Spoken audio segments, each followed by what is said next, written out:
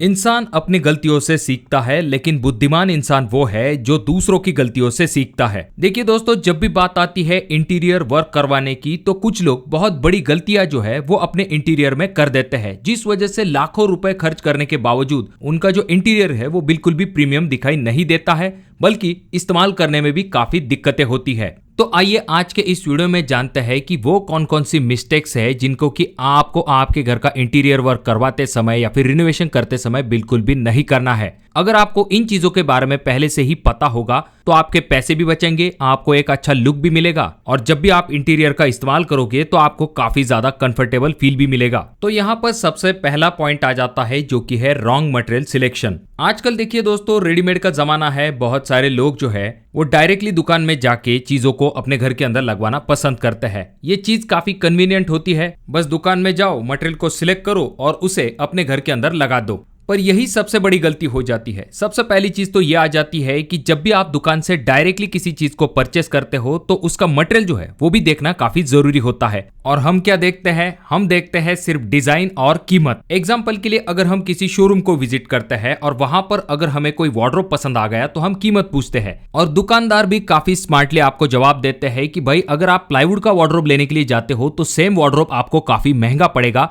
पर ये जो वार्डरोब है ये आपको बहुत ही कम दाम के अंदर मिलने वाला है, क्योंकि ये पार्टिकल बोर्ड वाला वार्डरोब है, इसमें आपको कोई भी दिक्कत दिखाई नहीं देगी। और बस भाई हम कीमत देख के फाइनल कर लेते हैं और जब हम उस चीज को घर के अंदर लेके आते हैं तो कुछ दिनों बाद आपको दिक्कत दिखाई देना शुरू हो जाती है। जैसे कि जो पार्टिकल बोर्ड है उसमें कुछ दिक्कतें होती है। सबसे पहली चीज तो ये आ जाती है कि पानी की वजह से ये बहुत ही जल्दी खराब हो जाते हैं। आगे चल के जो हिंजेस है वो भी ढीले पड़ने लगते हैं, जिस वजह से प्रॉपर तरीके की फिटिंग नहीं होती है। जब भी आप इनके डोर को ओपन करते हो तो हिंजेस निकलने लगती है, फिटिंग प्रॉपर तरीके से नहीं हो पाती है। जो दो डोर के बीच में गैप होता है वो भी कम ज्यादा होने लगता है। तो ऐसी दिक्कतें आपको इस फर्नीचर में दिखाई देना शुरू हो जाती है और वही सस्ता सौदा आगे चल के महंगा साबित होने लगता है, क्योंकि चिप्स निकलने लगते हैं, कॉर्नर्स उखड़ने लगते हैं, जिस वजह से लुक भी काफी खराब दिखाई देने लगता है और पैसे भी वेस्ट हो जाते हैं।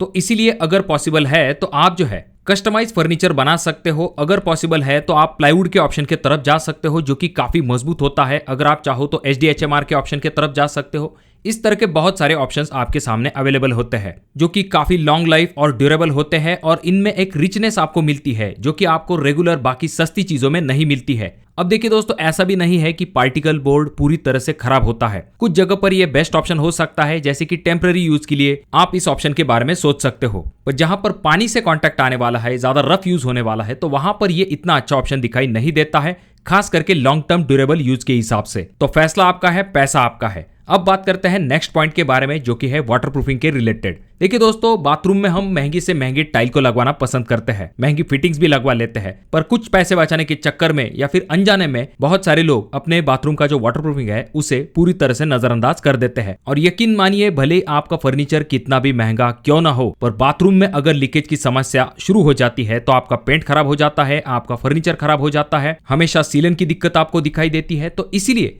सिंपल सी चीज होती है वाटरप्रूफिंग करवाना, तो उसे आपको आपके बाथरूम के अंदर जरूर करवा लेना चाहिए। बाथरूम के अंदर आप ब्रिक बैट कोबा वाटरप्रूफिंग कर सकते हो, जो कि 3 लेयर में किया जाता है, जो कि डेफिनेटली काफी अच्छा ऑप्शन बन जाता है आपके बाथरूम के वाटरप्रूफिंग के लिए। और हाँ, ये कर रहे हो तो और एक इंपॉर्टेंट चीज है जिसको कि आपको बिल्कुल भी अवॉइड नहीं करना है, खास करके वाटरप्रूफिंग में, वो है स्पाउट पाइप। देखिए दोस्तों, ये जो छोटी सी चीज आपको दिखाई देती है, इस तरह का पाइप जो है वो आपके बाथरूम से बाहर के तरफ निकाला जाता है, क्योंकि कुछ जगह पर वाटरप्रूफिंग तो सही की जाती है पर स्पाउट पाइप को नहीं निकाला जाता है। तो ये भी काफी जरूरी चीज होती है। तो मेरी मानिए, बाथरूम का वाटरप्रूफिंग करवाते समय स्पाउट पाइप को जरूर डालिए। अब दोस्तों, अगला इंपॉर्टेंट पॉइंट आ जाता है जो कि है टाइल्स के कलर के रिलेटेड। देखिए दोस्तों, हम घर के अंदर ऐसी टाइल चाहते हैं जो कि दिखने में अच्छी दिखाई देनी चाहिए और उसमें हमें बार बार क्लीनिंग की दिक्कत नहीं होनी चाहिए। और इसीलिए हमें ऐसा लगता है कि जब भी हम अपने घर के अंदर डार्क कलर की टाइल लगा देंगे तो हमारी ये जो दिक्कत है वो पूरी तरह से सॉल्व हो जाएगी, क्योंकि जो डार्क कलर की टाइल है वो दिखने में तो अच्छी दिखाई देंगी और धूल मिट्टी जो है या फिर कोई दाग धब्बे जो है वो उसके ऊपर जल्दी दिखाई नहीं देंगे। पर अगर आप ब्लैक कलर की टाइल के ऑप्शन की तरफ जाते हो, यानी कि इस तरह की ब्लैक कलर की टाइल अगर आप अपने घर के अंदर लगाते हो, तो आपकी मुसीबत कम होने के बजाय और भी ज्यादा बढ़ जाएगी। सबसे पहला नुकसान तो यह आ जाता है कि डार्क कलर जो है उसके वजह से आपके रूम का साइज जो है वो छोटा दिखाई देता है। उसके बाद में अगली दिक्कत ये होती है कि ये जो ब्लैक कलर है इसके ऊपर जो धूल है वो काफी जल्दी विजिबल होती है, जिस वजह से आपको बार बार क्लीन करना पड़ता है। और तो और सिंपल पानी के दाग भी इसके ऊपर दिखाई देते हैं, तो इसी वजह से क्लीनिंग और मेंटेनेंस के हिसाब से ब्लैक कलर की टाइल जो है वो आपके लिए काफी बड़ा सरदर्द बन सकती है, तो उसे अवॉइड करने की कोशिश कीजिए। उसके बाद दोस्तों अगला इंपॉर्टेंट पॉइंट आ जाता है जो कि है ओपन शेल्फ्स के रिलेटेड। देखिए दोस्तों, ओपन शेल्फ खास करके जो फोटोग्राफ्स होते हैं, पिंटरेस्ट होते हैं या फिर किसी रील में देखने में काफी अच्छे दिखाई देते हैं, क्योंकि वहां पर काफी अच्छी डेकोरेटिव चीजें रखी जाती है या फिर उसे किचन के अंदर स्मार्टली इस्तेमाल किया जाता है। पर ये जो ओपन शेल्फ्स होते हैं, इनकी सबसे बड़ी दिक्कत होती है धूल। इसके ऊपर जब धूल जाकर जमा होती है तो आपको वही डेकोरेटिव आइटम निकाल के वापस से इनकी धूल जो है उसे साफ करना पड़ता है, जिसमें आपका काफी ज्यादा समय चला जाता है। तो इसके लिए आप क्या कर सकते हो, ग्लास शटर वाले कैबिनेट्स का इस्तेमाल कर सकते हो, जिससे कि अंदर की चीज भी दिखाई देगी और आपको बार बार क्लीनिंग की दिक्कत भी नहीं होगी। अब दोस्तों इसी तरह से और एक इंपॉर्टेंट चीज आ जाती है कि आपका जो बाथरूम होता है उसमें हमें कई अलग अलग चीजों को रखना होता है, जैसे कि शैम्पू की बोतल, साबुन या फिर बाकी भी चीजें हमें रखनी होती है। तो वहां पर हम क्या करते हैं, इस तरह के हैंगिंग स्टैंड का इस्तेमाल करते हैं। अब देखिए दोस्तों, ये दिखने में इतना अच्छा दिखाई नहीं देता है। अगर आप लेटेस्ट ट्रेंड के हिसाब से जाना चाहते हो तो वॉल निश आपके लिए सबसे बेस्ट ऑप्शन हो सकता है। पहली चीज, ये दिखने में काफी शानदार दिखाई देता है। जब भी आपका घर अंडर कंस्ट्रक्शन है तब आप इस चीज को कर सकते हो। इससे आपका बाथरूम जो है वो प्रीमियम दिखाई देगा और आपकी जो स्टोरेज की दिक्कत है वो भी सॉल्व हो जाएगी। अब दोस्तों सैनिटरी फिटिंग्स में मैंने कुछ जगह पर ऐसी गलती देखी है जहां पर लोग सिर्फ पैसे के बारे में सोचते हैं, जैसे कि आपका कमोड है या फिर आपका बेसिन जो है वो उन्हें सस्ते से सस्ती कीमत वाला चाहिए, क्योंकि उनका कहना है सफेद कलर का ही तो है और ब्रांडेड और नॉन ब्रांडेड में फर्क भी नहीं पता चलता है, और कौन इतना ब्रांड देखने के लिए जाता है। देखिए दोस्तों, कीमत में शुरुआती वक्त में आपको डिस्काउंट तो मिल सकता है, पर जो नॉन ब्रांडेड और सस्ते क्वालिटी के जो सैनिटरी फिटिंग्स होती है, जैसे कि कोई बेसिन है या फिर आपका कमोड वगैरह है या फिर कोई टॉयलेट सीट है, तो उसमें आगे चल के कुछ दिक्कतें होती है। जैसे कि सबसे पहली चीज, इसके ऊपर जो सिरेमिक कोटिंग होती है वो काफी इंपॉर्टेंट होती है। अगर वो सिरेमिक कोटिंग जो है कुछ महीनों बाद निकल जाती है तो टॉयलेट में आपको जल्दी पीले दाग जो है वो दिखाई देना शुरू हो जाते हैं और उसकी जो शाइननेस है वो निकल जाती है और वहां पर रफनेस दिखाई देना शुरू हो जाती है, जिस वजह से बार बार क्लीनिंग करने के बाद भी वो दाग जो है वो जल्दी नहीं जाते हैं। उसके बाद अगली दिक्कत ये होती है कि 1-1.5 साल बाद आपको हल्के से क्रैक जो है वो अपने बेसिन के ऊपर या फिर आपके जो टॉयलेट सीट है उसके ऊपर दिखाई देना शुरू हो जाते हैं, जिससे कि अगेन आपका जो बेसिन है या फिर आपका जो कमोड है उसका लुक जो है वो खराब दिखाई देता है। तो इसीलिए शुरुआती वक्त में ही अगर आप अच्छे क्वालिटी के सैनिटरी फिटिंग्स को लगाते हो तो आपको सालों साल तक कोई चिंता करने की जरूरत नहीं होती है। और जब भी हम अपने घर के लिए टाइल सिलेक्ट करते हैं तो वहां पर कुछ ऐसी गलतियां हो जाती है, जैसे कि हम क्या करते हैं, हर एक रूम के लिए अलग अलग टाइल का चुनाव जो है वो कर लेते हैं। हमें लगता है कि बेडरूम के लिए ये टाइल सबसे बेस्ट रहेगी, किचन के लिए अलग से टाइल है, लिविंग रूम के लिए अलग से टाइल है। देखिए दोस्तों, रूम के हिसाब से तो सही है, पर ऐसा करने के कुछ नुकसान भी होते हैं। जैसे कि सबसे पहली चीज तो ये आ जाती है कि अलग अलग रूम में जब आप अलग अलग टाइल्स का इस्तेमाल करते हो तो वहां पर काफी ज्यादा प्रमाण में टाइल का वेस्टेज होने के चांसेस बढ़ जाते हैं।